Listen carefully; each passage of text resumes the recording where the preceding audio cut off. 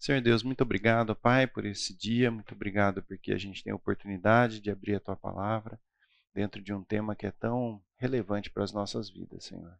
Que o Senhor nos abençoe, que nos dê direcionamento e que possamos, Senhor, sair daqui com o coração cheio de graça, cheio de desejo de Te servir, de fazer morrer, ó Pai, o nosso homem e que o Senhor possa ser o Senhor absoluto das nossas vidas, Pai. É o que te pedimos em nome de Jesus. Amém. Bom, quando o Fábio trouxe o tema, né? Confesso para vocês que eu fiquei bastante temeroso com o tema da aula, né? Porque a aula ela está focada em Cristo vive em mim, né? E fazer essa afirmação, eu acho que é algo de grande temor nas nossas vidas, né? Porque eu acredito que assim a expressão queira dizer o seguinte, né? Quem vive em mim é Cristo, então quem domina a minha vida é Ele, quem comanda todos os aspectos da minha vida é o próprio Cristo. E a minha experiência com relação a isso é que eu sei que isso não é verdade em boa parte da minha vida. Né? Em boa parte da minha vida eu quero assumir o controle, Senhor, deixa que daqui para frente eu toco, né? Então, eu acho que é um grande desafio para todos nós conviver com uma afirmação dessa, né? Somente pela graça e misericórdia de Deus, né? Então, assim, o que nós gostaríamos de trazer na aula de hoje, né? A vida de Cristo em nós transforma a nossa identidade, quem nós somos, e o propósito, para quê? Como crentes, né? Então, é uma transformação completa na nossa essência, quando a gente fala a respeito de Cristo vive em mim. Tem um caso curioso que eu queria dividir com vocês. No ano de 2021 até 2023, eu trabalhei numa empresa e o dono era espírita. E era interessante porque, assim, toda vez ele queria conversar sobre religião. Né? A gente ia almoçar e ele conversava sobre religião. Muito pouco sobre o evangelho, mas muito sobre religião. E duas coisas ele falava que eu achava interessante. Né? Ele falava assim, então quer dizer o seguinte, um assassino que viveu uma vida de maldade, se no último instante aceitar a Cristo, ele vai para o céu. E uma velhinha que passou a vida inteira fazendo caridade só porque não aceitou a Cristo vai para o inferno? É isso mesmo. Aí ele falava outra coisa, ele falava assim, então quer dizer que se eu aceitar Cristo, ainda que eu peque, eu não perco a salvação? Pô, assim é muito fácil, né? Então, assim, eram dois dilemas que ele vivia, e numa das conversas que nós tivemos, eu falei para ele, assim, Clodoaldo, a questão é a seguinte, honestamente falando, a tua questão não é entendimento, é aceitação. Você já entendeu o evangelho. A questão é que você não aceita. Mas o entendimento já estava presente lá. Então, quando a gente fala a respeito disso, e eu acho que isso de vez em quando pode permear nossa mente, no sentido de que a gente começa a se obrigar a fazer uma série de coisas, porque no subconsciente, de alguma forma, a gente está falando, não, eu vou passar a não ser mais merecedor da salvação, qualquer coisa assim. Os fundamentos precisam estar presentes. Para a gente poder, a todo momento, a todo instante, estar lembrando a nossa mente, né, se é que isso é possível, de que existem verdades que são absolutas. E essa realidade não muda, independente de quem nós somos. Então, quando nós aceitamos a Cristo, nós ganhamos uma nova identidade e um novo propósito. E a proposta do curso é essa, é a gente entender essas duas questões de maneira bastante aprofundada. Então, o texto, né, que inspirou o título do curso está em Gálatas 2:20, e ele diz assim, já estou crucificado com Cristo, e vivo, não mais eu, mas Cristo vive em mim. E a vida que agora vivo na carne, vivo pela fé no Filho de Deus, o qual me amou e se entregou a si mesmo por mim. Isso, dentro do contexto da ceia que nós acabamos de ver, é uma realidade em que deve estar presente o tempo todo na nossa mente. Que são, na verdade, muitas vezes a gente não separa essas duas coisas, mas didaticamente é interessante a gente ter conceitos separados. Uma coisa é a redenção. Quando nós somos redimidos, nós nos tornamos cidadãos do céu, filhos de Deus e livres do inferno. Essa é uma realidade. Mas existe uma outra realidade que é a santificação, aonde a gente tem todo um caminho para ser percorrido, e é por isso que nós não morremos instantaneamente quando a gente aceita Cristo, que também é precioso, tanto quanto a redenção. E normalmente na nossa mente a gente está assim, bom, beleza, estou livre do inferno. E a gente para de ter uma série de bênçãos em função de colocar a santificação num outro plano. Fala assim, não, santificação, isso daqui depois eu vejo. Eu sei o seguinte, estou livre do inferno. E a santificação, nós vamos ver que ela tem tantas bênçãos quanto a própria redenção. Mas ela é por tempo limitado. A santificação, ela ocorre no momento em que nós aceitamos a Cristo, até o momento em que nós vamos ser levados para junto dele, seja através da morte ou seja através da segunda vinda. Mas ela é limitada. A gente muitas vezes perde essa perspectiva, né, de que, poxa, é uma corrida, daqui para frente, aceitei a Cristo, eu tenho que correr para eu me desenvolver, para eu desenvolver a minha fé. Tinha uma questão que uma vez alguém fez, eu já não lembro mais quem foi que fez, não sei se foi inclusive o próprio Fernando, mas quando o Timão morreu, o Timão era um irmão nosso, pai do Nick, da Camila, é que a gente conhece há mais tempo, né? E quando eles morreram, porque morreu ele e a Ingrid num acidente de ônibus, né? E alguém disse assim, falou assim, eu fico pensando quais os tipos de pergunta que o Timão, a Ingrid estão fazendo para Deus nesse momento. Por que isso? Por causa da santificação. Porque eles eram profundos conhecedores da palavra e sabiam que muitos pontos da palavra não eram claros. Então, essa pessoa falou assim, poxa, eu fico imaginando como é que é o bate-papo agora, né, do Timão lá com Cristo, né? Isso me chamou muita atenção, porque eu olhei para a minha realidade e falava assim, pô, que pergunta que eu faria para Cristo se eu estivesse com ele frente a frente? Eu não tinha nenhuma pergunta relevante. Não tinha nada de profundo para discutir com o próprio Cristo, né? Então, são dois aspectos da salvação, mas que trazem para a gente um desafio muito grande em termos de compromisso, em termos de vida, que é a santificação. Olha só que interessante. Vamos abrir o texto em Gálatas 2, de 15 a 16?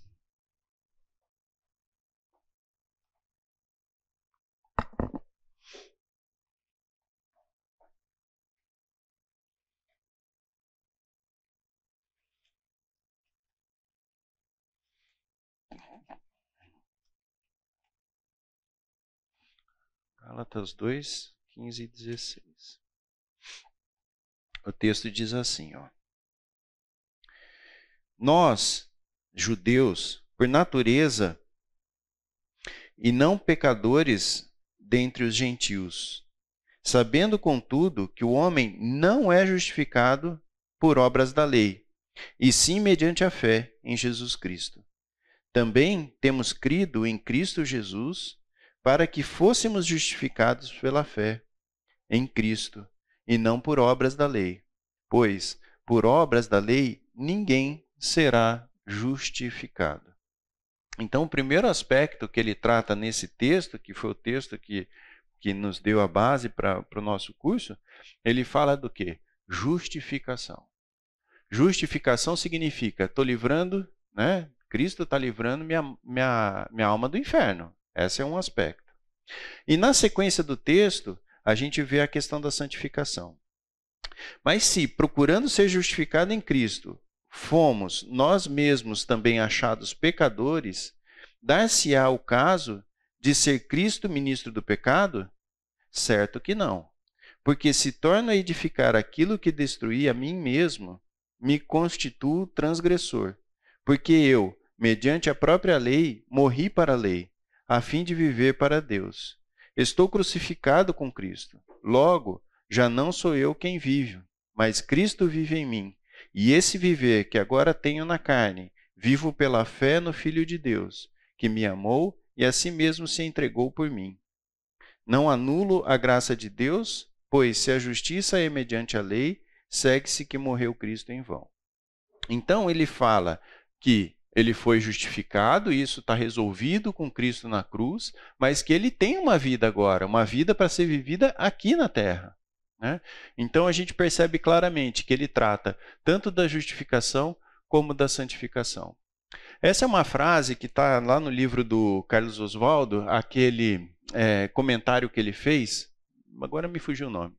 E ele fala o seguinte: Paulo afirma a necessidade de viver pelo mesmo sistema sob o qual se é salvo. Uma pessoa que se declara salva pela graça não pode buscar santificação por meio do legalismo. Seria incoerente a gente entender que a salvação vem pela graça, mas o viver vem pelo nosso esforço. É incoerente, porque o sistema é diferente, seria diferente, né? Então, assim como nós somos salvos pela graça, nós também vivemos pela graça para que a gente possa alcançar a santificação. Faz sentido isso, não? Faz sentido, né?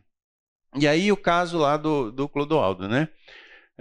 Está em Lucas 23 e é um texto bastante conhecido, né? E um dos malfeitores que estavam pendurados blasfemava dele, dizendo: Se tu és Cristo, salva-te a ti mesmo e a nós. Respondendo, porém, o outro, repreendia-o, dizendo: Tu nem ainda temes a Deus, estando na mesma condenação? E nós, na verdade, com justiça, porque recebemos o que nossos feitos mereciam, mas este nenhum mal fez. E disse a Jesus: Senhor, lembra-te de mim quando entrares no teu reino. E disse-lhe Jesus: Em verdade te digo que hoje estarás comigo no paraíso. Então, aqui, do que Cristo está falando? De justificação. Pela condição desse irmão que morreu lá na cruz, ele não teve oportunidade para a santificação. Mas ele entendeu, ele aceitou, ele creu. E porque ele creu, Cristo disse para ele: Em verdade te digo que hoje estarás comigo no paraíso. Então percebe que a gente tem muito claro no nosso dia a dia, no nosso viver, a questão da justificação. Menos claro a questão da santificação. É meio que a gente recebe um carimbo no passaporte: olha, você tem o visto para entrar no reino dos céus. Ótimo. Agora eu vou viver minha vida. E é esse tipo de pensamento que nós precisamos a todo momento lembrar que ele é um pensamento enganoso. Enganoso. Nós temos o livre acesso, né, ao reino de Deus. Mas quanto a gente perde quando a gente deixa de focar na nossa vida a questão da santificação. Existem alguns termos que são traduzidos na Bíblia como piedade, e um deles quer dizer o seguinte: piedade é a consciência da presença de Deus. É como se essa consciência da presença de Deus te levasse a um estado de busca pela santificação a todo momento. E esse conceito de piedade é algo que ele é exercitado. Estar consciente da presença de Deus a todo momento não é algo natural para nós. Na medida em que a gente vai se afastando das coisas do céu, da igreja, o que vai acontecendo com a chama, né? Que é essa consciência da presença de Deus? Parece que ela vai diminuindo, vai diminuindo, vai diminuindo. Tem crente que vive de domingo em domingo. Vem aqui, assiste o culto, aí a chama fica bem acesa. Aí durante a semana vive a sua vida, como se Deus nem existisse. E essa chama vai apagando. Quando chega no próximo domingo, renova a chama. E vai vivendo de altos e baixos a vida toda, perdendo a grande oportunidade que existe na piedade, nesse sentido, da consciência de que Deus está presente o tempo todo conosco, né? Então, a gente pode perceber que a justificação é um dos aspectos da fé, mas não é todo. Esse único aspecto da fé, ele é fundamental, óbvio que é, mas existem também outros aspectos que precisam ser considerados no caminhar com Cristo. Então, basicamente, a santificação, ela funciona dessa maneira. Você nasce, a partir do momento que você nasce, se nada for feito, você vai morrer, tá certo? Mas se você é salvo por Cristo, começa um período de santificação que vai desse momento em que você crê até o momento em que você ou vai para o céu, ou vai morrer, ou a segunda vinda de Cristo, né? Então, é um período limitado. E é nesse período que Deus nos dá a oportunidade, através do seu Espírito Santo, de nós desenvolvermos a nossa fé. E olha, é muito provável, é muito possível que muitos de nós não estão focados nesse desenvolvimento, né? Quando a gente olha para alguns exemplos, inclusive na Bíblia, nós vamos perceber que isso daí é uma grande verdade. Então, uma das perguntas é: como esta verdade influencia as nossas ações diárias? Essa realidade de que Cristo vive em mim. E talvez até antes de responder, né? Esta verdade influencia as nossas ações diárias? O quanto nós temos consciência da piedade, né? Da presença de Deus no nosso dia a dia, a todo momento, em todo instante? Essa é uma questão que a gente deve ter diante dos nossos olhos, né? E se ele influencia as nossas ações diárias, em que nível? Em todos os aspectos da vida? Ou será que são em alguns aspectos, né? Então, são questões que a gente precisa estar o tempo todo relembrando. Olha o que Hebreus 5, 11 diz a respeito dos próprios hebreus. A esse respeito, temos muitas coisas que dizer e difíceis de explicar, porquanto vos tendes tornado tardios em ouvir. Pois, com efeito, quando devíeis ser mestres, atendendo ao tempo decorrido, tendes novamente necessidade de alguém que vos ensine de novo quais são os princípios elementares dos oráculos de Deus. Assim, vos tornastes como necessitados de leite e não de alimento sólido. Ora, todo aquele que se alimenta de leite é inexperiente na palavra da justiça, porque é criança. Mas o alimento sólido é para os adultos, para aqueles que, pela prática, têm suas faculdades exercitadas para discernir não somente o bem, mas também o mal. Os hebreus estavam numa condição onde, decorrido um determinado tempo, eles já deveriam estar mais avançados na fé, mas eles continuavam tomando leitinho. Isso é possível que aconteça na nossa vida. Então, percebe que aonde que você vai passar a comer alimento sólido?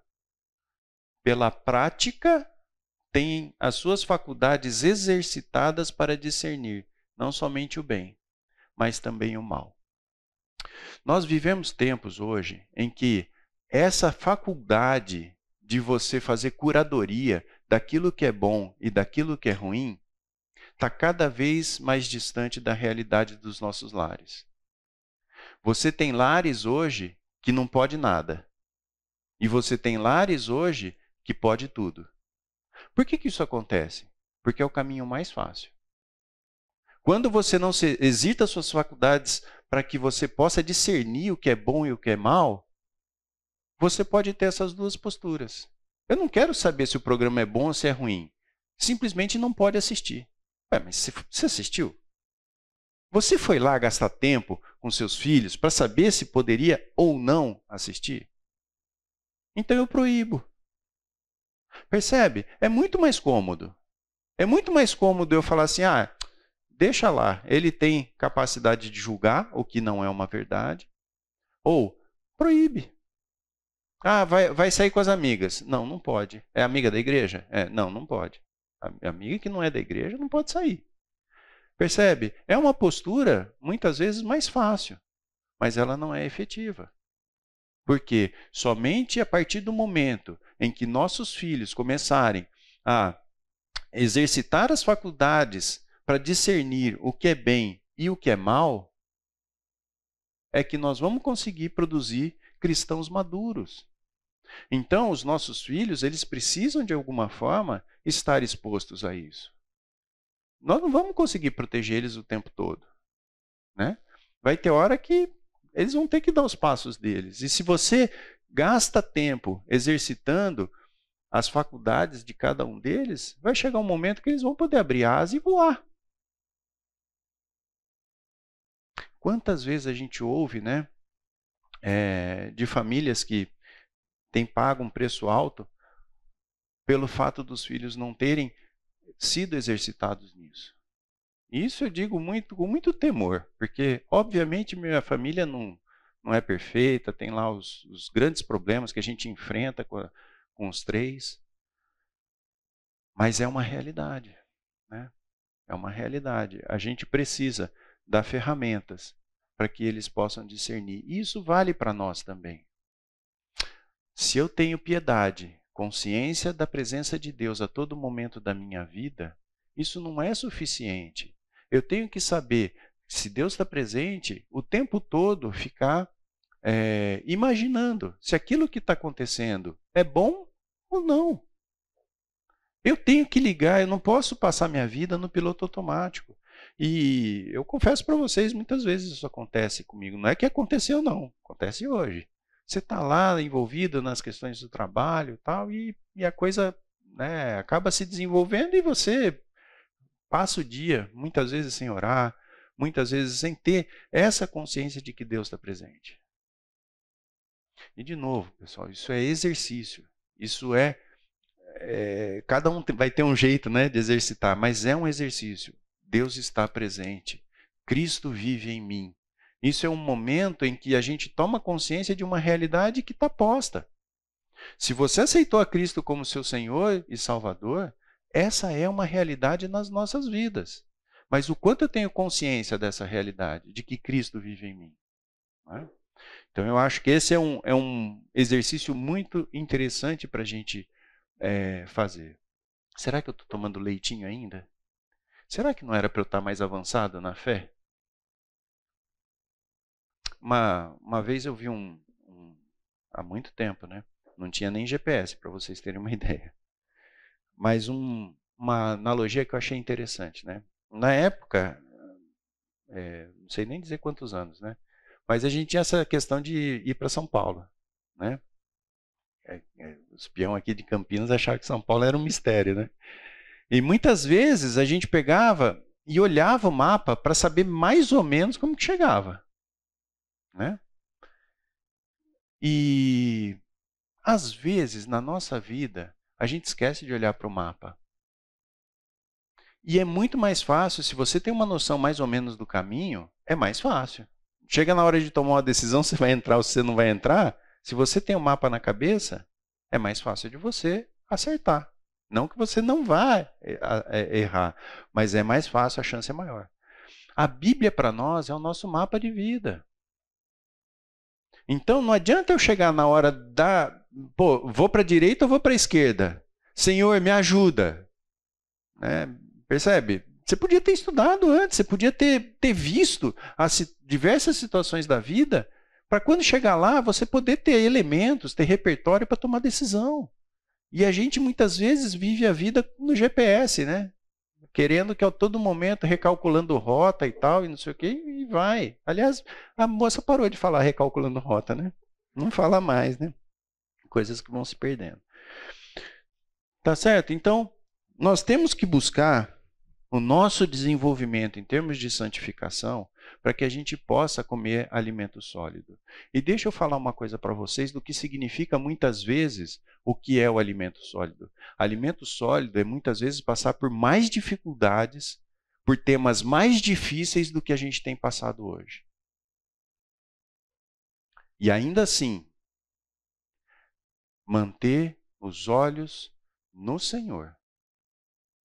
Então, às vezes a gente fala assim, alimento sólido é uma coisa mais tranquila. Provavelmente não.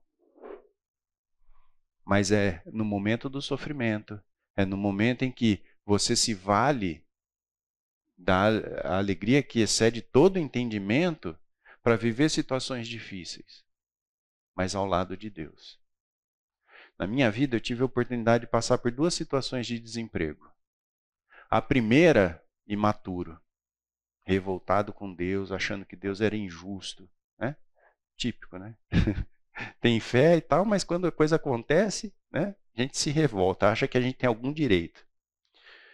E a segunda vez, com mais maturidade, em que nós vivemos uma situação em que eu pude louvar a Deus em meio à crise, e a crise não foi fácil, eu passei 2 anos desempregado. Então, assim, chega um momento que você simplesmente não tem perspectiva. Mas ainda assim, comendo alimento sólido. Então, é muito diferente. Por quê? Porque existem aspectos da experiência com Cristo, com Deus, que é único. No final desse ano, que eu estava desempregado, né, uma pessoa chegou para mim e falou assim, e aí, Maurício, como é que foi o ano? Eu falei, um ano para ser esquecido. Na hora que eu falei aquilo, me baixou um peso no coração. Eu falei, cara, como um ano para ser esquecido?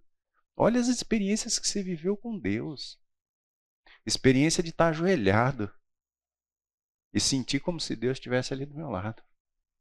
E um ano para ser esquecido? Só porque do aspecto do emprego, do salário não estava legal? Não foi um ano para ser esquecido. Foi talvez um período mais marcante na minha família, em que a gente aprendeu a comer um pouco de alimento sólido. Não só eu, a Débora, as crianças, passaram por experiências que são difíceis do ponto de vista humano, mas eles estavam treinando as suas faculdades para discernir não somente o que é bem, mas também o mal. E é muito interessante porque a gente, como família, vive algumas experiências ainda hoje, em que a gente fala assim, ó, essa postura é fruto daquele período que a gente viveu. Postura dos 3. De não reclamação, de, diante da dificuldade, falar assim, Pai, não esqueça quem é nosso Deus. Precioso tempo. Difícil, mas muito precioso do ponto de vista da santificação. E sabe, eu fico temeroso porque eu vejo hoje muitas pessoas, muitos pais, querendo proteger tantos filhos. E, gente, o sofrimento é tão bom quando ele é vivido na perspectiva de Deus, que os pais deveriam, ao contrário, sabe? Puxa, meu filho está sofrendo, vamos ver como é que ele está, se ele está comendo um pouquinho de alimento sólido ou se ele está precisando de leitinho ainda. E é surpreendente.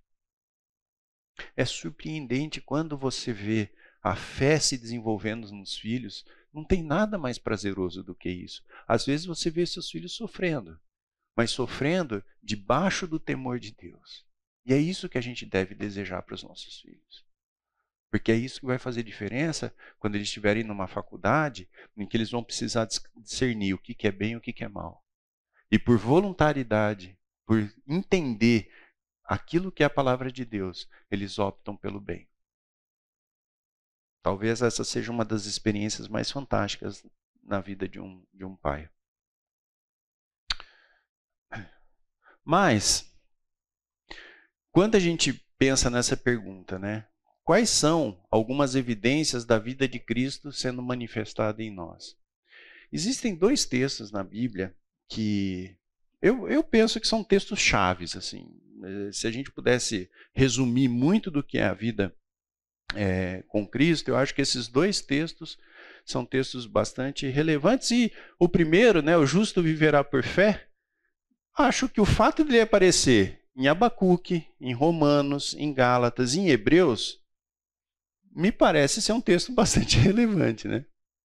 E o justo viverá por fé é algo que, assim, tem muito da questão da piedade, da consciência de que Deus está presente, e muito de uma convicção firmada na graça e na misericórdia de Deus, de que nós não estamos sozinhos. De que é melhor obedecer a Deus do que qualquer outro outra opção, né? E não que Deus, o tempo todo, do nosso ponto de vista, esteja alinhado com as nossas perspectivas, né? Pensa Abraão, quando Deus pede para ele sacrificar o filho da promessa. Do ponto de vista humano, isso fazia algum sentido? Não. Mas ele entendeu e por fé, não porque ele achava que era uma questão que fazia sentido, obedeceu. Quando nós estamos no trabalho e Deus fala, seja honesto, fale a verdade, e você está numa situação de trabalho onde você fala assim, puxa, seria mais fácil eu mentir. Mas por fé, eu vou fazer aquilo que a palavra fala. Então, quando a gente fala do justo viverá por fé, é quando você abre mão daquilo que são as suas convicções pessoais e você passa a obedecer aquilo que a Bíblia fala. E muitas vezes é por fé mesmo, porque se você fosse falar por você mesmo, você estaria arrumando uma outra alternativa. Mas é aí que a gente está comendo alimento sólido. É quando a gente toma a decisão de, apesar de fazer muito sentido o que o mundo fala, aquilo que nos é mais confortável, e a gente toma a decisão de ir contra todo esse sistema. E aí a gente come alimento sólido, né? Então, o primeiro texto, que eu acho que assim deve estar muito presente na nossa mente. O justo viverá por fé. É interessante a gente pensar que Deus, através da sua palavra, nos revela uma série de conhecimentos. E a gente quer saber aquilo que Deus não revelou. Já pararam para pensar nisso? Aquilo que Deus revelou, a gente não valoriza, porque muitas vezes não estuda, não vai. E a gente quer saber o que Deus não revelou. Você quer ver uma coisa que Deus não revelou? Como é que vai ser o almoço da gente? Deus não revelou, certo? A gente tem uma ideia, mas como vai ser efetivamente, Deus não revelou. Mas a gente se preocupa mais com o almoço do que com a palavra. A gente se preocupa mais com os nossos dia a dia, né, com as nossas preocupações, do que aquilo que está na palavra. Então, quando a gente fala que o justo viverá por fé, é essa certeza de que, independente do que for acontecer, Deus é poderoso, Deus é bondoso, Deus me ama. Tudo aquilo que a gente viu na ceia, né? Aquela é a realidade nossa, né? Então, esse é o primeiro texto. E o segundo texto, que é um texto que há muito tempo me conforta o coração, é o texto que está em Romanos 12, de 1 a 2. Rogo-vos, pois, irmãos, pelas misericórdias de Deus, que apresenteis os vossos corpos em sacrifício vivo, santo e agradável a Deus, que é o vosso culto racional. E não vos conformeis com este século, mas transformai-vos pela renovação da vossa mente, para que experimenteis qual seja a boa, agradável e perfeita vontade de Deus. O que esse segundo texto fala para nós? Da renovação da nossa mente.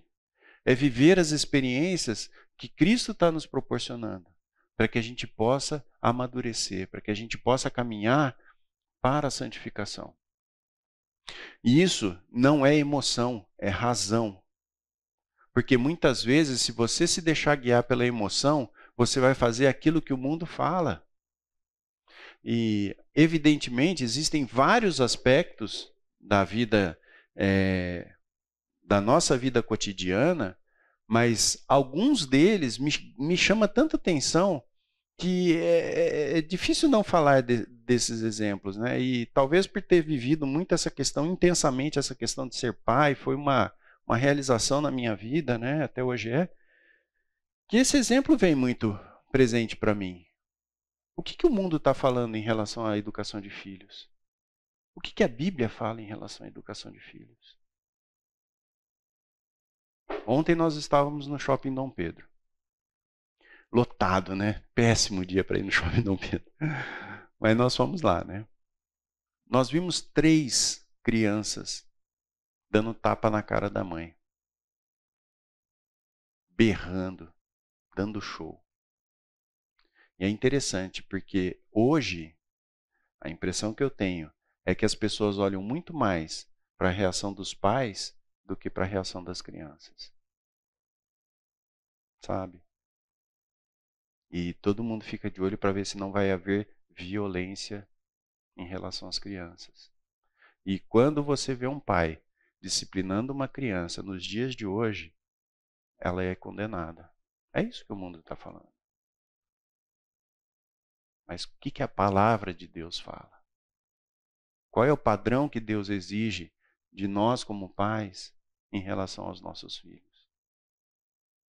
O Renato Tamburus, ele falava o seguinte, que nós éramos a geração sem coxa de frango. Né? Lembra disso, Rose? Porque ele falava assim, pô, na minha época, quando eu era adolescente, a coxa de frango ia para quem? Para o pai, não é? Aí, agora eu sou pai, a coxa de frango vai para quem? Vai para o filho. Então eu fiquei sem coxa de frango, né? Então, assim, né, uma brincadeira, mas é verdade. Gente, hoje, se você for ser observador, né? Como é que era o esquema na minha época, né? Quando a gente ia no restaurante? Meu irmão está aqui, ele sabe disso. Nós entrávamos no restaurante, meu pai sentava, olhava o cardápio com a minha mãe e falava assim, gente, hoje nós vamos comer isso, isso e isso. Acabou, não tinha conversa. Certo? Hoje como é que é? Chega no restaurante, filhinho, aonde você quer sentar? Começa já na entrada. Ah, quero sentar ali. Tá bom, aí senta lá. Filhinho, o que você quer comer? Percebe como mudou a relação? Algumas coisas é óbvio que mudou para melhor. Eu abraço muito mais meus filhos do que meu pai me abraçava. Isso é legal. Mas só que talvez o pêndulo tenha ido muito para o outro lado. E agora talvez a gente precise trazer ele mais para o centro. Né?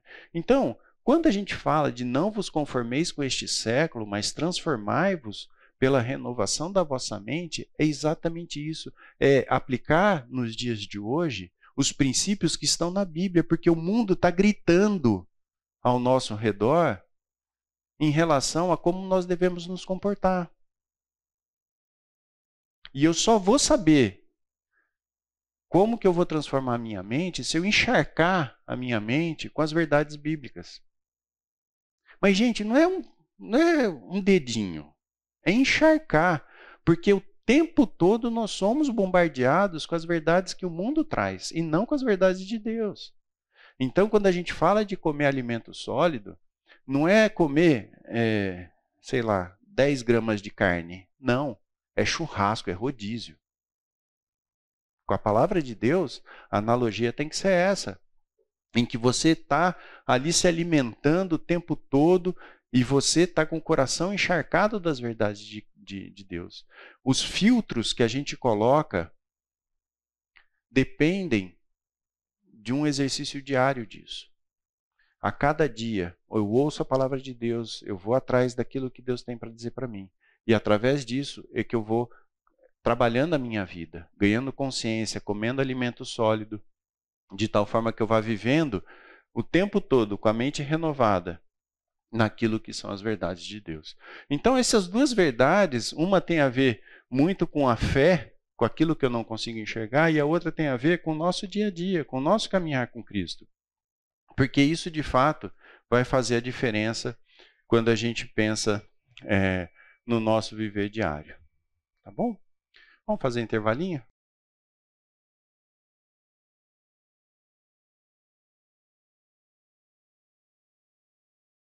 Tá bom, pessoal. Então, assim, esses dois versículos são dois versículos bastante chave para a gente. É óbvio que tem a Bíblia toda inspirada, mas esses dois, para o nosso assunto aqui, eles são bastante relevantes, né? Vamos abrir em 1 Pedro 6:7.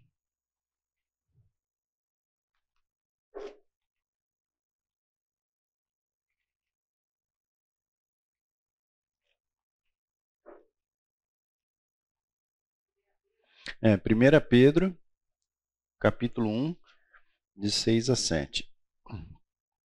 O texto diz assim: peça, porém, com fé, em nada duvidando, pois o que duvida é semelhante... É isso? Não? Ah, tô em Tiago, né? Tiago não disse a mesma coisa que Pedro, que fique bem claro. Desculpa. Então vamos lá. 1 Pedro, 1, 6 a 7. Nisso exultais, embora no presente, por breve tempo, nisso exultais é a salvação, tá? A justificação que ele está falando no texto anterior.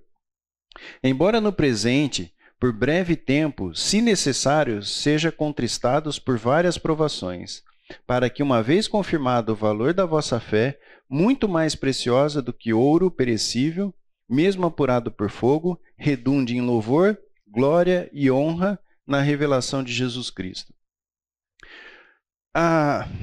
Quando a gente fala a respeito das experiências que a gente vive, né, no caminho da santificação, muitas vezes nós vamos nos deparar com sofrimento. O sofrimento ele é inerente à vida com Cristo e é inerente à vida de qualquer ser humano.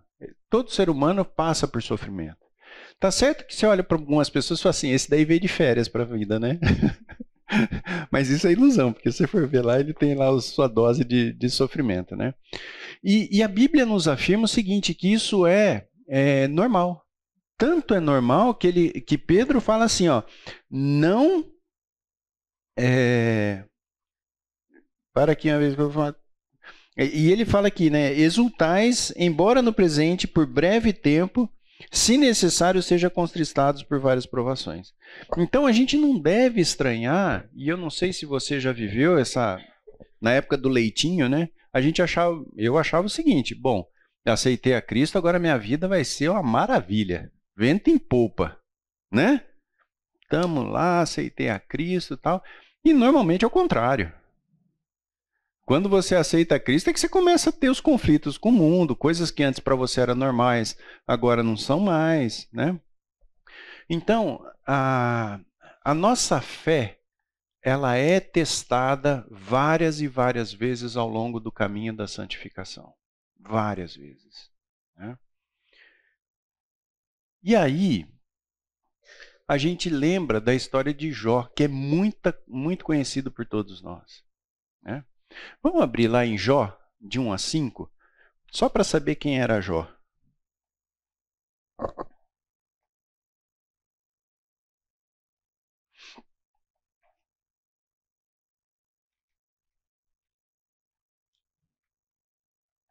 Então, Jó 1, de 1 a 5.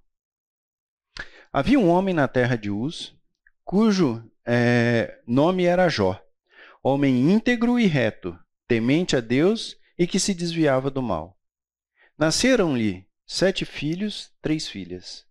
Possuía 7.000 ovelhas, 3.000 camelos, 500 juntas de boi e 500 jumentas. Era também muito numeroso o pessoal a seu serviço, de maneira que este homem era o maior de todos do Oriente. Seus filhos iam a casas uns dos outros e faziam banquetes, cada um por sua vez, e mandavam convidar as suas 3 irmãs a comerem e beberem com eles. Decorrido o turno de seus dias, de seus banquetes, chamava Jó seus filhos e os santificava. Levantava-se de madrugada e oferecia holocaustos, segundo o número de todos eles, pois dizia, talvez tenham pecado meus filhos e blasfemado contra Deus em seu coração. Assim fazia Jó continuamente. Quem tem filhos, mais de um filho, tem uma coisa que dá um prazer assim extremo, quando os filhos combinam de fazer alguma coisa e você não está envolvido. É muito bacana, né? Em casa, agora, Thiago tem independência, Thaís também, que estão dirigindo e tal. E às vezes a gente chega em casa, né? Não tem ninguém. Mas, onde que tá? Os 3 foram tomar um lanche, os 3 juntos, né? E isso é muito interessante, porque você fala assim, caramba, eles estão entre eles criando laços, né? Criando lembranças dos 3 juntos e tal. Então isso é muito, muito, muito, muito bacana. E você vê que é uma característica aqui da família de Jó, né? E aí a gente fala assim, puxa vida, ele está comendo alimento sólido? Muito, né? Olha o que a Bíblia traz a respeito de Jó. Não é ele que está falando dele, né? É a Bíblia que está falando dele, né? Agora tem um personagem que fala mais ainda dele, né? Que está em Jó de 6 a 12. Olha só quem dá referências a respeito de Jó. No dia em que os filhos de Deus vieram apresentar-se perante o Senhor, veio também Satanás entre eles. Então perguntou o Senhor a Satanás. Não foi Satanás que perguntou, foi o Senhor que perguntou para Satanás. De onde vens? Satanás respondeu ao Senhor e disse: de rodear a terra e passear por ela. Perguntou ainda o Senhor a Satanás: observaste meu servo Jó? Porque ninguém há na terra semelhante a ele, homem íntegro e reto, temente a Deus e que se desvia do mal. Então respondeu Satanás ao Senhor: porventura, Jó debalde teme a Deus? Acaso não o cercaste, como sabe, a ele e a sua casa e a tudo quanto tem? A obra de suas mãos abençoaste, e os seus bens se multiplicaram na terra. Estende, porém, a mão e toca-lhe em tudo quanto tem, e verás se não blasfema contra ti na tua face. Olha que conversa, né? Satanás querendo dizer que Jó só era fiel em função daquilo que Deus tinha dado para ele. Disse o Senhor a Satanás: eis que tudo quanto ele tem está em teu poder. Somente contra ele não estendas a mão. E Satanás saiu da presença do Senhor. E a gente conhece a história. Então, assim, em última análise, por que Jó passou por tudo que ele passou? Qual foi a razão de Jó passar por tudo que ele passou? Permissão de Deus. Mas por que Jó? Deus ia mostrar a fidelidade dele. É correto. Mas por que Jó e não outro?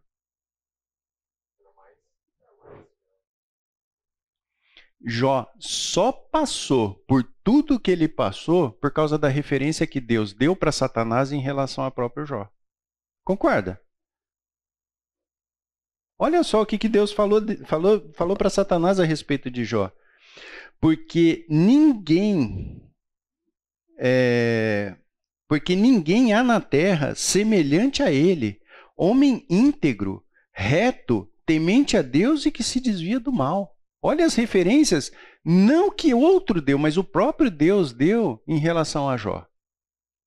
E porque ele recebeu essa referência de Deus, Satanás fala assim, mas também você deu tudo para ele? Tira as coisas para você ver se ele não blasfema. É verdade que, assim, quando Satanás fala isso para Deus, Deus tinha alguma dúvida de quem era Jó? Deus precisava provar alguma coisa para ele mesmo? Não. Então por que Jó passou por tudo que ele passou sendo quem ele era? E a resposta está em 42, 1 a 6. Nós vamos pular a história toda, né? Mas olha só que interessante. Jó 42, de 1 a 6. Então respondeu Jó ao Senhor: bem sei que tudo podes, e nenhum dos teus planos pode ser frustrado. Quem é aquele, como disseste, que sem conhecimento encobre o conselho? Na verdade, falei do que não entendia.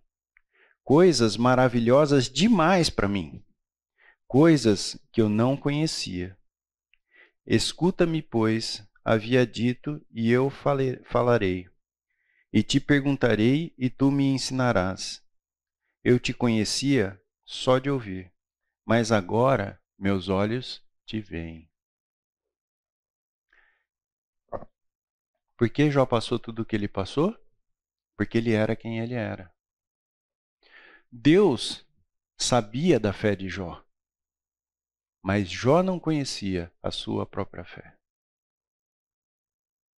Quando ele fala que eu te conheci de ouvir falar, ele fala de uma época em que ele se desviava do mal, em que ele era fiel a Deus. Percebe? Não é que ele era um Zé ninguém. Ele já era considerado pelo próprio Deus alguém diferente. Mas até aquele momento ele não tinha visto a Deus. E quando ele passa por tudo o que ele passa, o grande prêmio é: eu te conhecia de ouvir falar, mas agora os meus olhos te veem. Então, o sofrimento, ele faz parte da nossa vida. Ele muitas vezes é a forma como Deus vai moldar o nosso coração para que a gente possa ver a Deus, para que a gente possa viver experiências o suficiente para a gente enxergar Deus por trás das coisas. É interessante a gente pensar, o Fernando, a primeira vez que eu ouvi essa analogia, eu ouvi do Fernando, que Deus é mais ou menos que nem um grande jogador de xadrez, em que ele faz algumas jogadas e naquela hora você não entende por que a jogada está acontecendo. Dali 3, 4 jogadas para frente, você vai entender por que aconteceu isso lá, que é a providência de Deus. Quantos de nós já desfrutou da providência de Deus? Em que algo hoje está sendo desfrutado, mas porque lá no passado Deus foi providente. E aí você começa a entender por que lá você teve que sofrer o que você sofreu, por que lá você teve que passar pelo que passou. Então, quando a gente olha aqui para Jó e a gente vê o grande prêmio que ele recebeu, que é, ao invés de conhecer Deus, de ouvir falar, agora meus olhos te veem, olha o nível de piedade de Jó. Se a gente pensar naquele conceito de piedade, em que é a consciência da presença de Deus. Ele só passou pelo que ele passou por ser quem ele era.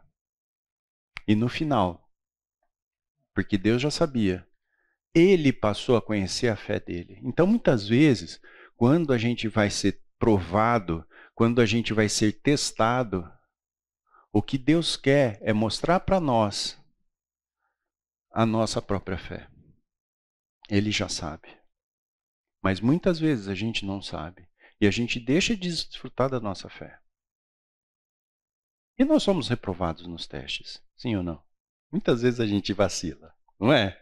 Mas se eu tenho consciência de quem Deus é e de quem eu sou, eu posso me firmar nessa verdade, porque na medida em que a fé será questionada, na medida em que eu precisar exercer minha fé, através do Espírito Santo, da graça e misericórdia, a gente pode desfrutar de tempos preciosos a despeito das dificuldades que estão ao nosso redor. A dificuldade é inerente ao ser humano, mas como você vai passar por ela depende da tua comunhão com Deus. Você pode passar pela dificuldade de uma maneira que honre a Deus e que você aprove a sua fé, ou você pode passar pela dificuldade sendo reprovado como um crente que ainda toma leitinho, que não suporta comer alimento sólido. Esse é o peso da santificação. A forma como você recebe aquilo que vem de Deus. Talvez Jó pudesse ter muitos motivos para questionar essa decisão de Deus. Mas ele permanece fiel. E como prêmio, ele recebe a oportunidade de conhecer a Deus, não só de ouvir falar, mas de enxergar. Esse é o grande prêmio. Então, quando Tiago fala a respeito de tende por motivo de toda alegria, ao passardes por diversas provações, é disso que Tiago está falando. A provação, obviamente, ela não é agradável, mas ela é preciosa do ponto de vista de formação de caráter, do ponto de vista de assumirmos o caráter de Cristo, porque Cristo sofreu. Então, se Cristo vive em mim, e eu passo por sofrimentos, isso é motivo de louvor, porque eu estou desfrutando do sofrimento de Cristo. E através da prova da minha fé, eu, como crente, começo a avançar na direção da santificação. Então, é um processo. A nossa vida toda é um processo em que você pode se desenvolver ou não. A decisão de desenvolver é sua. Mas Deus proporciona para cada um de nós as oportunidades sob medida. Esse é um outro aspecto também maravilhoso de Deus. Você já percebeu? Às vezes tem pessoas do seu lado que estão tendo um tipo de prova, né? Você tem outro, né? Às vezes dentro da própria família. Tem alguém que está passando por umas dificuldades, outro, mas ela é personalizada. Não é assim, ó, né? No atacado. Não, Deus se preocupa individualmente com cada um de nós. E tudo aquilo que Deus precisar fazer na sua vida para desenvolver o caráter de Cristo em você, Ele vai fazer. Porque Ele é Pai. E porque Ele quer que cada um de nós cresça na fé. Então, quando a gente olha para esse exemplo que está registrado na palavra de Deus, a gente percebe o seguinte: se eu sei quem é Deus e eu estou passando por sofrimento, é porque Deus está forjando o caráter de Cristo em mim. Glória a Deus. Isso depende de maturidade. Mas é uma realidade, é uma verdade que a gente pode desfrutar. Hoje, quando o Fernando falou a respeito lá na ceia do papel dos pais, né, que é reproduzir Deus em relação aos filhos em termos de autoridade, olha o peso dessa responsabilidade que a gente tem, não é? São papéis muito, se não for pela graça e misericórdia de Deus, pode ter certeza que vai dar errado. Vamos abrir em 1 Pedro 4, 12 a 13. 1 Pedro 4, 12 a 13.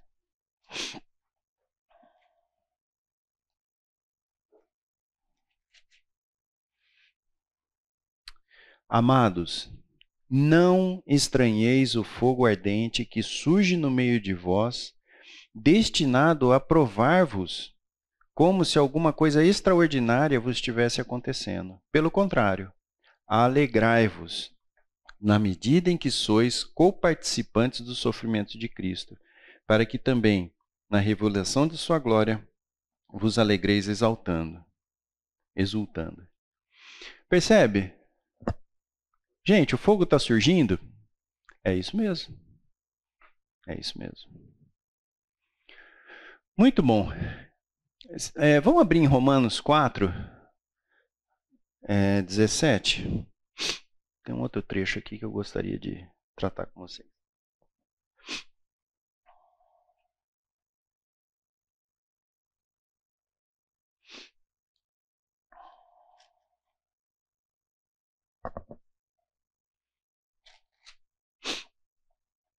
O texto diz assim, Romanos 4, 17. Como está escrito, por pai de muitas nações te constituí, perante aquele no qual creu, o Deus que vivifica os mortos e chama à existência as coisas que não existem. Abraão, esperando contra a esperança, creu para vir a ser pai de muitas nações, segundo lhe fora dito. Assim será a sua descendência. E sem enfraquecer na fé, embora levasse em conta seu próprio corpo amortecido, sendo já de 100 anos e a idade avançada de Sara, não duvidou por incredulidade da promessa de Deus, mas pela fé se fortaleceu, dando glória a Deus, estando plenamente convicto de que era poderoso para cumprir o que prometera. Pelo que isso lhe foi também imputado para a justiça. E não somente por causa dele está escrito que lhe foi levado em conta, mas também por nossa causa, posto que a nós igualmente nos será imputado, a saber, a nós que cremos naquele que ressuscitou dentre os mortos, a Jesus Cristo, nosso Senhor, o qual foi entregue por causa das nossas transgressões e ressuscitou por causa da nossa justificação. Esse trecho aqui fala a respeito da fé de Abraão, né? E é interessante a gente considerar, porque o trecho fala 3 verdades a respeito do que Abraão viveu. Primeiro, ele ouviu a voz de Deus, ele ouviu a promessa, certo? E a promessa disse assim, ó, assim será a tua descendência. Lembra? Será pai de muitas nações e tal, né? Isso porque Isaac nem tinha nascido ainda, né? Considerar as nossas capacidades. Você viu aqui no trecho que ele fala assim, ó, pai de muitas nações contigo, esperando tal. Abraão esperando tal, esperando contra a esperança, creu para vir ser pai de muitas das nações. Assim será a sua descendência. E sem enfraquecer na fé, o que ele fez? embora levasse em conta seu próprio corpo amortecido, sendo já de 100 anos e a idade avançada de Sara. Então não é que Abraão ouviu a voz de Deus, mas estava desconectado da realidade. Ele considerou isso. Ele falou, poxa, Deus está me prometendo que eu vou ser pai de muitas nações, eu não tenho descendente ainda. De Ismael, né? Mas ele falou que o filho seria da Sara, né? Eu confundo os nomes. Então, ele considerou aquilo que Deus disse, ele considerou aquilo que era a capacidade dele, e depois ele passou a considerar quem era Deus. Que ele põe assim, estando plenamente convicto de que ele era poderoso para cumprir o que prometera. Então, esse caminho aqui é o caminho da fé. É onde a gente renova a nossa mente. A gente ouve a voz de Deus através do estudo das Escrituras. A gente considera quem somos nós. Qual que é a nossa capacidade de poder ser um bom servo? Nada, é zero. Mas a gente considera quem é Deus. Né? Então, essa é a parte do crer. E depois tem a parte do obedecer, que continua, né? Ele ajustou as prioridades dele, ó. Pelo que isso lhe foi também imputado para a justiça. E não somente por causa dele está escrito que foi levado em conta, mas também por vossa causa, posto que a nós igualmente será imputado, a saber, a nós que cremos naquele que ressuscitou dentre os mortos, a Jesus Cristo o Senhor, o qual, entregue por causa das nossas transgressões e ressuscitou por causa da nossa justificação. Então aí fala no 5:1, né? Justificados, pois, mediante a fé, temos paz com Deus por meio do nosso Senhor Jesus Cristo, por intermédio de quem obtivemos igualmente acesso pela fé, e esta graça na qual fomos firmes, estamos firmes e gloriamo-nos na esperança da glória de Deus. Então, o que acontece? Na medida em que eu sei que isso daqui é uma verdade, eu tenho que ajustar quais são as minhas prioridades. Porque não adianta só saber isso. Não adianta só eu saber que Deus é poderoso e tal, se na minha vida, no meu dia a dia, eu não faço, eu não estabeleço algumas prioridades para que eu possa desenvolver minha fé. Então, assim, eu sei que Deus é poderoso, então, assim, nem vou estudar a Bíblia, nem vou orar, nem vou desenvolver minha salvação. Então, a prioridade, ela tem que vir acompanhada da fé. Né?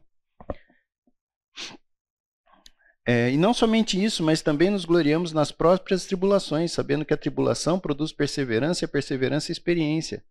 E a experiência é esperança. Ora, esperança não confunde, porque o amor de Deus é derramado em nosso coração pelo Espírito Santo que nos foi outorgado. Porque Cristo, quando nós ainda éramos fracos, morreu a seu tempo pelos ímpios. Dificilmente alguém morreria por um justo, pois poderá que pelo bom alguém se anime a morrer. Mas Deus prova o seu próprio amor para conosco pelo fato de ter Cristo morrido por nós, sendo nós ainda pecadores. Então, percebe que aqui ele vem falando a respeito de uma série de ações que traz a perseverança, né? Quando ele fala assim, né? Ali no 3. E não somente isso, mas também nos gloriamos nas próprias tribulações, sabendo que a tribulação produz perseverança. A perseverança, experiência. Experiência, esperança. E a esperança não confunde, porque o amor de Deus é derramado em nossos corações pelo Espírito Santo que nos foi outorgado.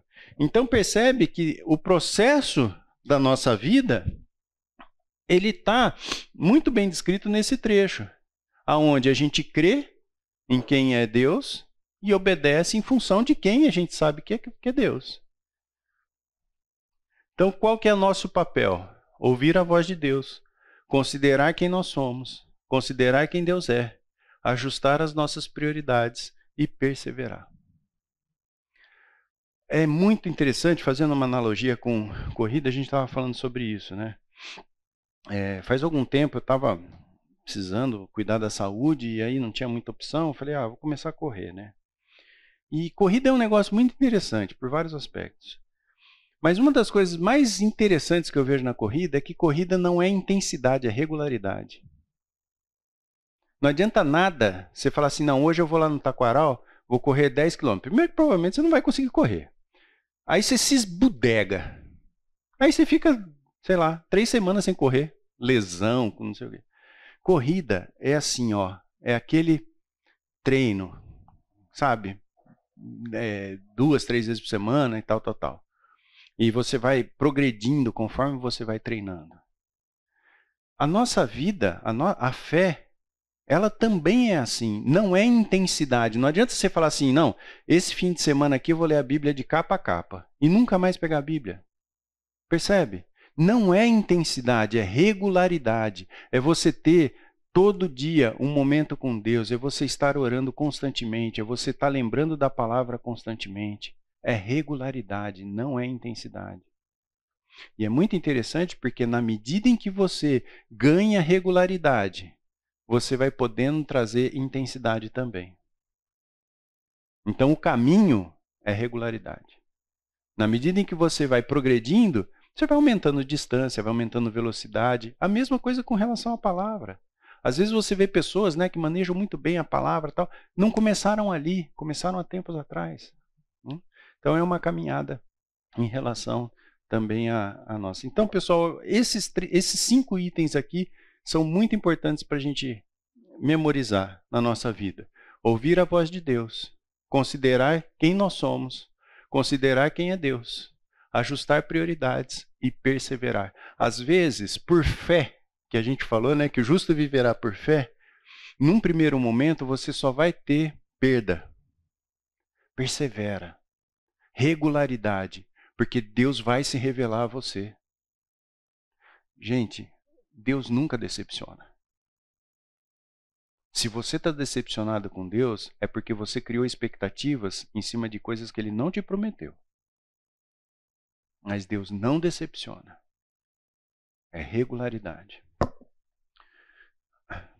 Então, a renovação da mente, ela se aplica a vários campos, né?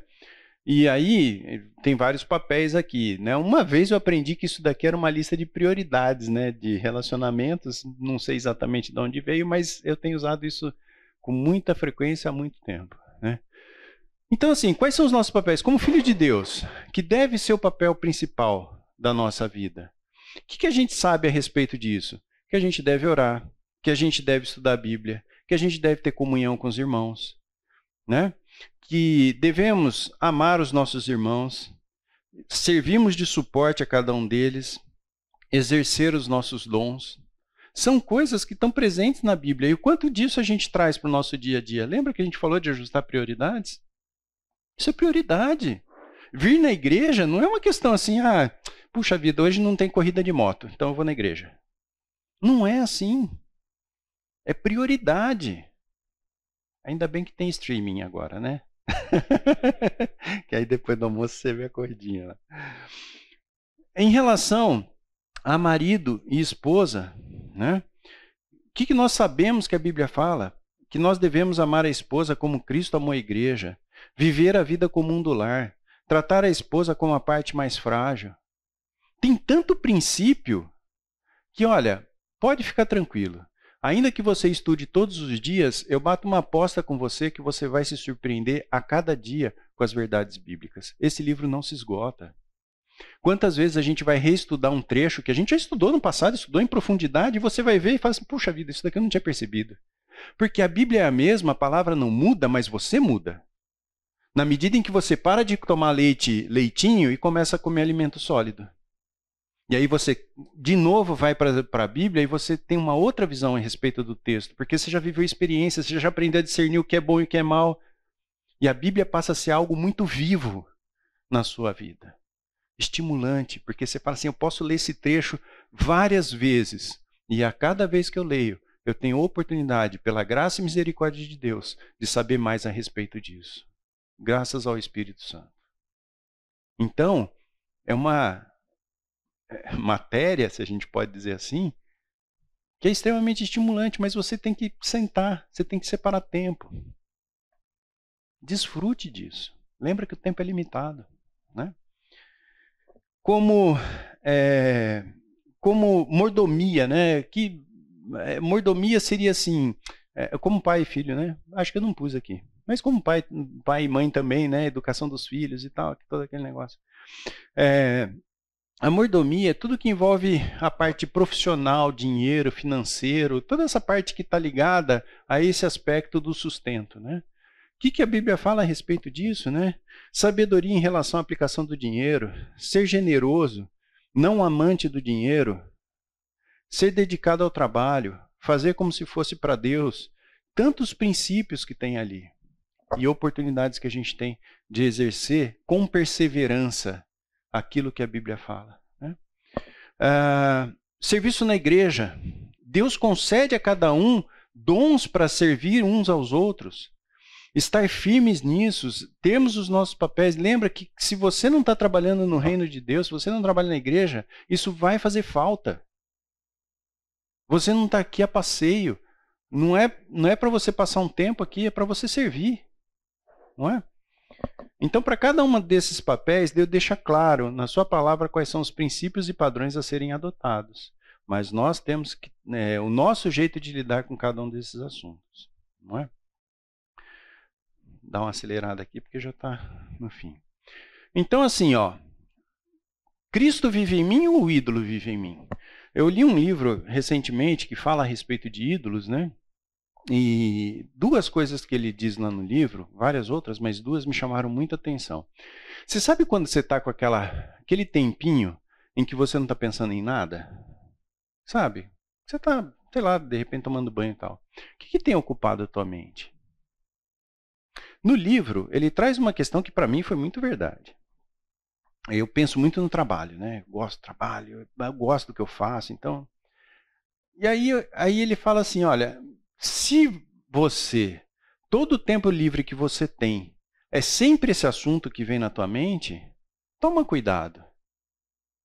Porque provavelmente ele é um ídolo na sua vida. Porque, sabe assim, todo o tempo que você tem livre, você gasta pensando numa determinada coisa. Examina seu coração. Porque pode ser que ali esteja um ídolo. Porque o que poderia, alternativamente a isso, ser o nosso comportamento?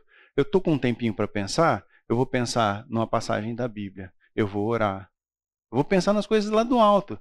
E isso está longe de ser a minha realidade, tá? Normalmente eu estou pensando no trabalho, alguma coisa, tal. Então, Cristo vive em mim significa estar presente o tempo todo na minha mente as questões que estão ligadas a Cristo, né? E falta muitas vezes a gente olhar na direção correta, né? Quando a gente olha o processo, muitas vezes, a gente desanima, né? De novo, valeu o exemplo da corrida. Se você ficar pensando ali na dor que você está sentindo, no cansaço, em tanta coisa que joga contra, você desanima. Mas quando você fala assim, não, mas meu objetivo é chegar nos 5 quilômetros, chegar, seja lá onde for, a motivação, por alguma razão, parece que muda. E a nossa mente é assim. E muitas vezes, no viver diário com Cristo, no viver diário com Deus, a gente olha muito para o processo, né? Fala assim, puxa, vou ter que estudar aqui 1 hora, vou ter que orar, vou ter que não sei o quê. E muitas vezes a gente perde a perspectiva do que está lá na frente, de qual é o grande prêmio. E por causa disso, eu acho que a gente perde grandes oportunidades. Então, a gente tem esse trecho aqui em Filipenses que diz assim, irmãos, quanto a mim, não julgo havê-lo alcançado, mas uma coisa faço, esquecendo-me das coisas que para trás ficam e avançando para as que diante de mim estão, prossigo para o alvo, para o prêmio da soberana vocação de Deus em Cristo Jesus. Quantos de nós tem esse alvo presente na nossa mente o tempo todo? E esse alvo aqui é a vida eterna com Cristo. É o nosso alvo. Então eu queria propor para vocês, eu vou colocar uma música aqui, e eu gostaria que a gente se concentrasse naquilo que a letra da música fala. Obviamente, quando a gente fala de segunda vinda, vida eterna, existem muita gente séria estudando esse assunto e até hoje não chegou num modelo, né, que é o modelo, ó, esse vai ser, não, tem várias linhas, né? Mas eu gostaria que a gente, através dessa experiência, pudesse sair daqui com o coração cheio de graça e olhando para esse dia, que é o dia em que a vida eterna, na forma como a Bíblia descreve, vai ser uma realidade para nós. Hoje é uma promessa, tá certo? Mas e o dia que isso virá realidade? Que a gente puder desfrutar do que é a vida com Deus. Vamos ouvir essa música? Ah, deixa eu já avisar uma coisa. Não tem jeito de não ter propaganda, tá bom? Então vai ter acho que 1 ou 2 propagandas aqui, mas depois começa o vídeo. Tentei de todo jeito, mas não consegui.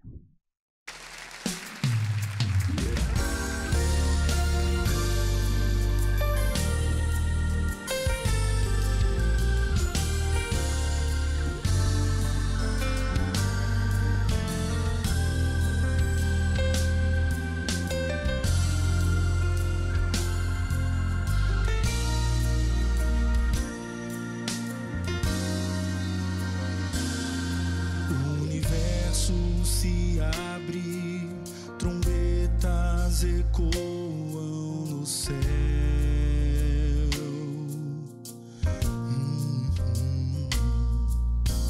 Povos da terra contemplam o Filho de Deus, santos de todos os tempos, da morte e da dor,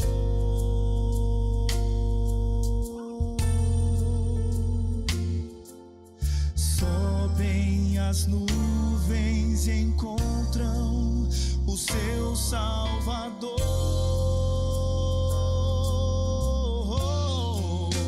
Vai começar a vida eterna que Cristo comprou.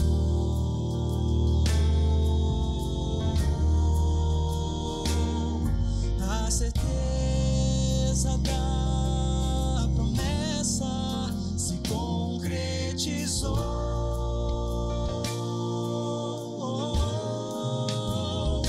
Na cidade de ouro que Deus preparou, para sempre iremos morar.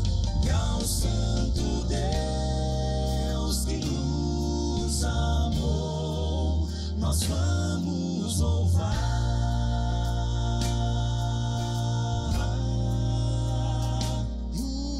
Sim, vamos louvar. O Pai se levanta e abraça os filhinhos no lar. Diante dos louvores ressoam no ar. Os que lavaram suas vestes no sangue vertido na cruz, naquela cruz, entoam um cântico novo em glória a Jesus.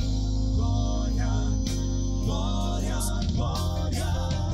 Valeu a pena olhar para o céu, louvando em meio à dor, pra receber a coroa da vida das mãos que levam as marcas do amor.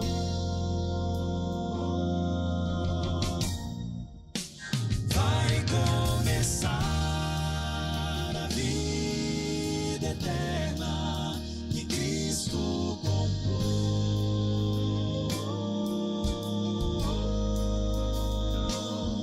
A certeza da promessa começou, se concretizou na cidade de ouro que Deus preparou. Para sempre iremos morar, e ao Santo Deus que nos amou, nós vamos louvar, vamos louvar. E ao Santo Deus que nos amou, nos amou, nós vamos louvar, vamos louvar, vamos louvar.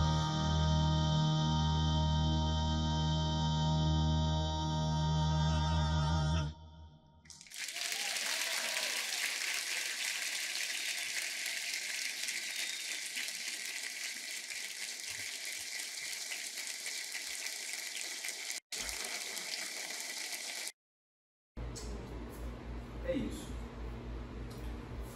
Gente, todas as vezes que eu olho para o mundo, o resultado é reclamação.